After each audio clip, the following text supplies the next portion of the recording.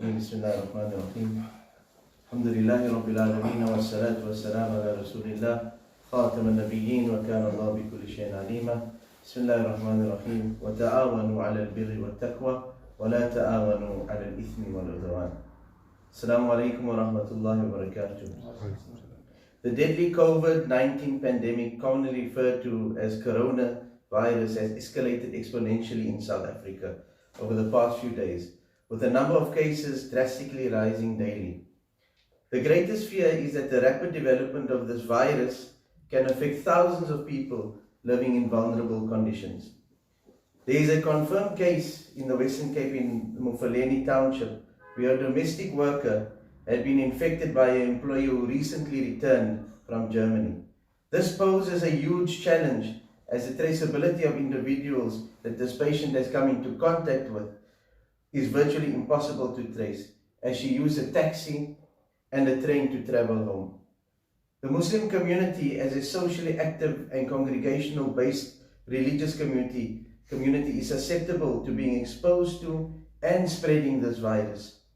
Furthermore, the Muslim community, as part of the landscape of South African society, has a responsibility to positively contribute to assisting existing preventative and curative measures that the national government has put in place.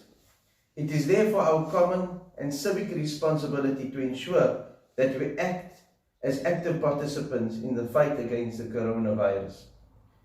Muslim jurists, depending on the religious text, as well as the vast literature of hadith exegesis, as well as the deep understanding of the Arabic linguistics, provide fatwas in responses to questions posed to them and particular situations that the community finds themselves in at any given point in time.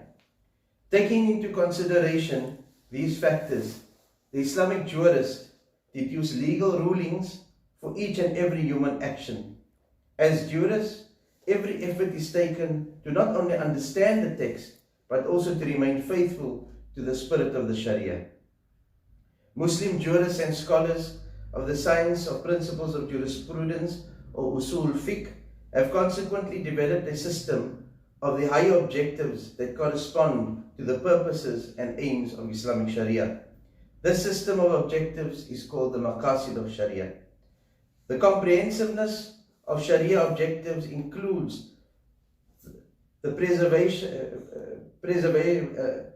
perseverance and preservation of 5 fundamental elements in human life.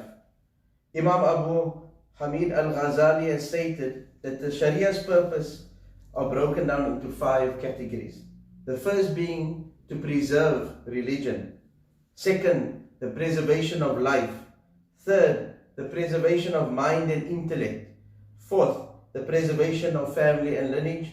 And fifth, the preservation of your economy or your wealth. So everything that includes preserving these 5 principles is considered a maslahah or an interest for the community. And everything that results in the failure of these principles is a harm that should be fought and turned into an interest. In our current context, the global pandemic posed by COVID-19 has swept across the world with deadly consequences and complete disruption of human life. It is by far the most catastrophic disruption of human existence in recent times, and therefore unprecedented times call for unprecedented action. Living in a country where the majority of our community live in vulnerable communities, the disastrous effects of having the COVID-19 virus spread will be catastrophic. In South Africa, we live in a society of extremes. We are rated as the country with the highest Gini coefficient, and that is the index that calculates the gap between the wealthy and the poor. Over 60% of our population live in socially depressed conditions. Within a spatial radius of about 5 kilometers, we are able to experience the luxuries of a first world country and then traverse to conditions that are below third world. How is a person in a township able to ensure that their hands are washed regularly when the little water available to them is allocated for survival? Being involved in relief work, we witness the conditions of backyard dwellers who recycle the limited water at their disposal. We see the conditions that our people live under where a family of 5 sleeps together on one bed. We are witness to the fact that people living in these conditions have no spare money to purchase medication. We see our fellow South Africans brave the cold and wet to use overcrowded public transport in order to get to work, to earn a small amount of money just to survive another day. How do we expect the most vulnerable in our society to practice social distancing when they do not have the spaces available? How do we expect our fellow South Africans to stay home when going out to work ensures food on the table at night? Yet sitting from a position of privilege, where we have the ability to work from home, get in our cars to travel, we expect life to continue as normal and our privilege to be uninterrupted. Allah the Most High says in His glorious Quran in Surah Ma'idah, verse 32, whoever kills a person unjustly, it is as if he has slain mankind entirely. And whoever saves a person, it is as if he has saved mankind entirely. The leadership of the Muslim Ummah has called for fulfilling our civic obligation by following the directive given by our President Cyril Ramaphosa to practice social distancing in order to curb the spread of this pandemic, and in so doing reduce the stresses on our limited resources as a country. In this instance, the principle of preservation of life takes precedent over the normal conventions of performing Jumu'ah in large congregation.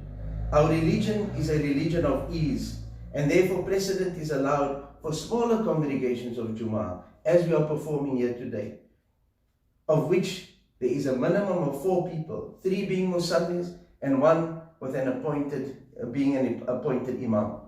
Extraordinary circumstances require extraordinary measures. We are part of the Ummah of South Africa. We are a community that has always been counted as contributors to the fight against colonialism and apartheid. We are a community that is conscious of our responsibility to the well-being of all the people of South Africa.